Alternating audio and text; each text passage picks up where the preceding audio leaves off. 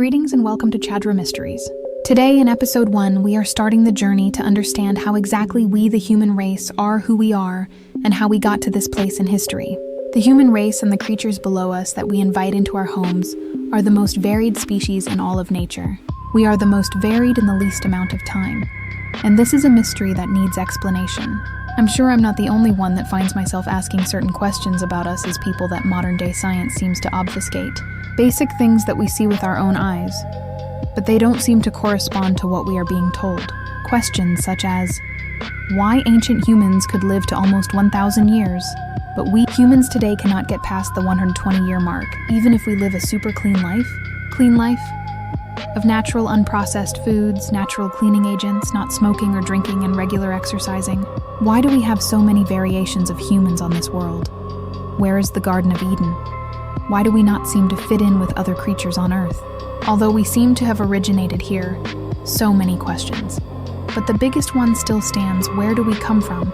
And why do we seem to have a shared amnesia of the past as a human race? If you have ever played the game Mass Effect, you see everyone in the game galaxy doing research and trying to understand mysteries that all seem to come together to suggest that there is a bigger enemy at play. This is where we find ourselves as humans. We have too many things unknown, and too many glaring inconsistencies. Something about us just does not make sense, and all the research we do about our origins seems to point in one very clear direction. Yet the scientific community always points 180 degrees directly opposite what we are seeing. So in this series, we are going to zero in on one question per episode to try and start unraveling this mystery. Today's question is about how long modern-day humans have been on this planet versus our collective history.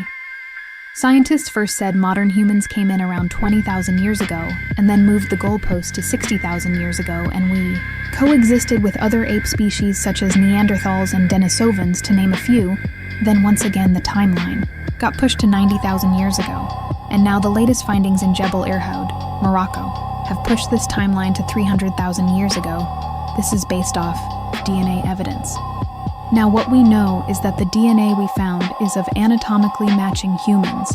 These are humans just like us today, with our same big brain and high thinking capacity and ability to adapt. Even furthermore, we come to understand that there were already stone tools from earlier ape species that were in use at that time. So with that frame of mind in place, we have to compare our whole known history of humanity, all our achievements and advances, all happened in this past 12,000 to 14,000 years.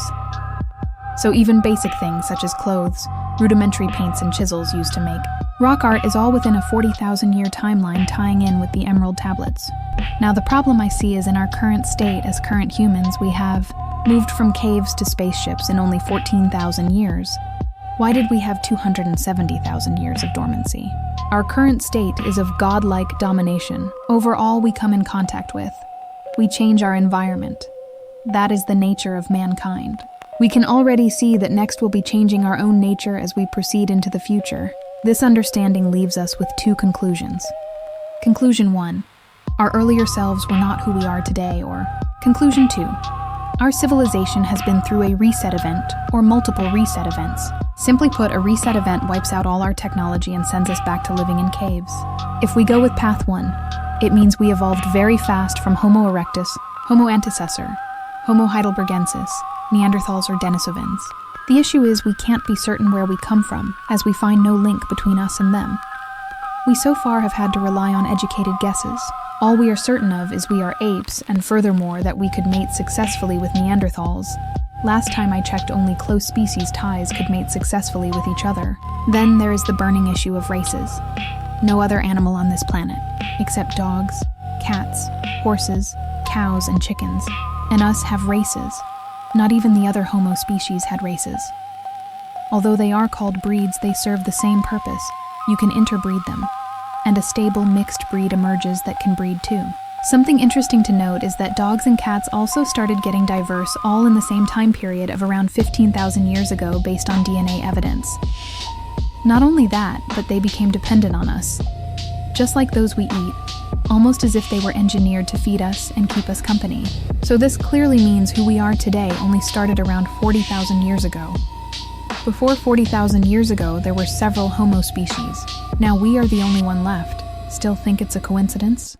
Then the burning question is, why did we wait another 26,000 years before we started creating things? This could be the answer behind scenario 2, the reset that forced us to restart. Something we have also not considered is that both conclusions could happen. This then would bring us to conclusion 3. That is it for episode 1. Let us let your brains digest and process all we have spoken about today. We will continue to dive deeper and follow the path of humanity.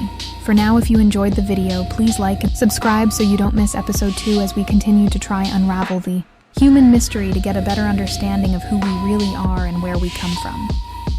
Thank you for coming to visit Chadra Mysteries. I'm your hostess, Joanne. See you soon.